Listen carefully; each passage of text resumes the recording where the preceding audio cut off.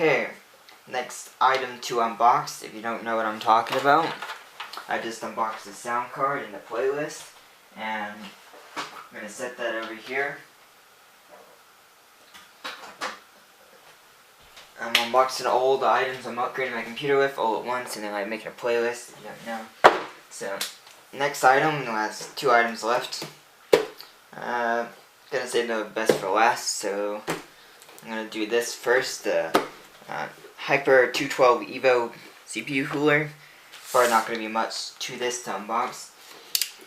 I've looked up, this is probably the most cost-effective 2011 cooler, or one of the most cost-effective coolers, period, you can get.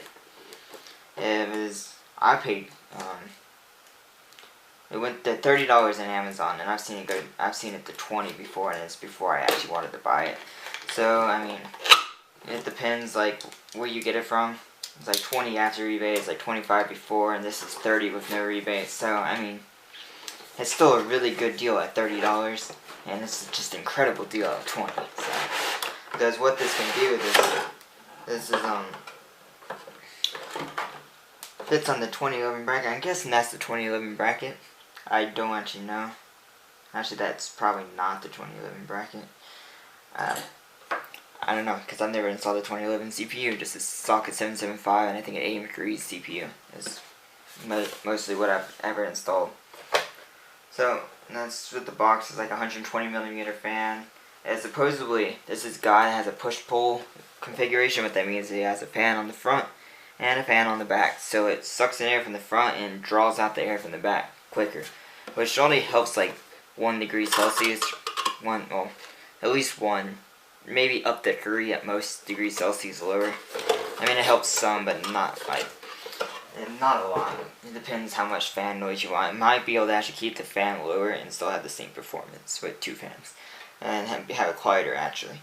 But, he was able to overclock the same CPU I got to 4.6 gigahertz and have a really good, cool, I think it was definitely less than 70 degrees Celsius, what he got. Which is great for the CPU, and that's what I'm hoping to get with this same cooler. I can't wait to try it out. Get to what's included. You got all your brackets for like every freaking type of socket. I'll read them out here. 2011, 1366, 1156, 1155, socket 775. And those are Intel sockets. For AMD, FN1, AM3 Plus, AM3, and AM2. So this is practically compatible with every single processor out there. At least consumer grade processors. It comes with, I'll show you this bag, it comes with a little tube of thermal paste, which is fortunately I'm going to have to use, or maybe my friend might have some Arctic Silver 5 laying around. Because I ordered some Prelimis Tech thermal paste with this from Newegg, and they apparently were out of stock, and instead they were in stock, so they refunded me my money. And I don't have the thermal paste I want, so probably what I'm going to do is contact Prelimis Tech and see if they'll give me a sample of it, so I can do a comparison between either this or the Arctic Silver 5. So I'll spend the time, unfortunately, to remove the heat sink and everything else, which should be a pain, but yeah, at least I'll get free thermal paste. I guess they'll send me probably like, I don't know, it's like $3 worth, $3.50 of thermal paste. So that'll be cool, and I'll get lower temperatures and whatever. But it has the fan brackets as well, and all the little screws and bolts and stuff you need. And even a little separate battery for 2011, which is nice. Okay, let's actually get this out of the container here. Not rip off. Oh, well. That's something I didn't realize. I thought this fan actually includes 2 brackets, and they actually have a second pair. I have a Hyper 12 2 Plus, which is like a younger sibling of this cooler, and it did not come with extra brackets, so you can actually, I didn't realize, I was trying to figure out how he did a push-pull, how he got the second fan attached, and it actually comes with a second pair of brackets, so that's really nice. So I can actually do a push-pull. Probably what I'll end up doing when the fans go on sale, maybe not these fans, but the other orange fans that don't have LEDs, and they have PWM pulse width modulation, so they can automatically control fan speed, and they're probably quieter than this fan.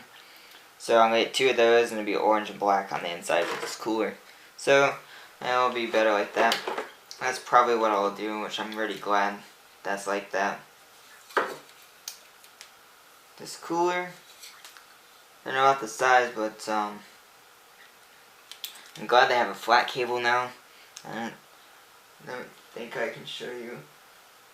Well, I guess they had a flat cable. It was a lot longer. They don't really need it any longer than this, which is nice. They cut down the sides so you can like wrap it around, not even once really. It's just, you can change the fan, I guess, direction, then wrap it around a little bit, then plug it in, so it's not hanging all over the place.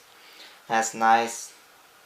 You got a little block up here, I guess a little bit extra thermal. Got 4 heat pipes. The fan, I heard, is pretty cool. Cool. Pretty quiet, that's what I meant to say. We'll see. Can't promise a review on this anytime soon, but I'll try. In the next month, I plan on hoping to do a lot of videos, maybe even more than 1 per day, or next month. So, if you're not already subscribed, please subscribe, because you might be watching this later and not see any of those videos. Okay. If you look at here, I'm going to grab the CPU over here. And it sits down. See, it doesn't actually like cover the whole CPU, but I guess the core of the CPU is okay, sorry about that again. My battery actually died this time, but we'll keep on moving on. Like what I was saying, I was just comparing it. I guess I showed that enough. But yeah, fits good on the CPU. It has a little bit of space around the sides, but I don't think the main core is actually in the center of the CPU, so I don't think that should actually affect it too much. I mean, I guess it could, but this is like matched up to like, I think the H80 even, the Corsair water cooler. So this can match up to water cooling, like, and it's just a $30 heatsink, and that water cooler costs at least twice as much, $60 even on sale. So it's a very good heatsink, and that's why I got it. I didn't actually expect at first I was probably going to get this one anyway because it's cheap and to be able to overclock, so I was going to wait until I got water cooling, but if I can overclock with this to 4.6, I sure as heck will. If you have any questions about this cooler, I'll be glad to answer them. I might be a little bit slow, but be patient with me, and we'll see what happens from there. And if you care about that, instructions in here. It kind of shows how to explain how to install it. So if you have any questions, please comment below. And we'll move on to the last part right here, which will be in the playlist, and link below if you wanted to watch that and you're actually just watching the video on this heatsink.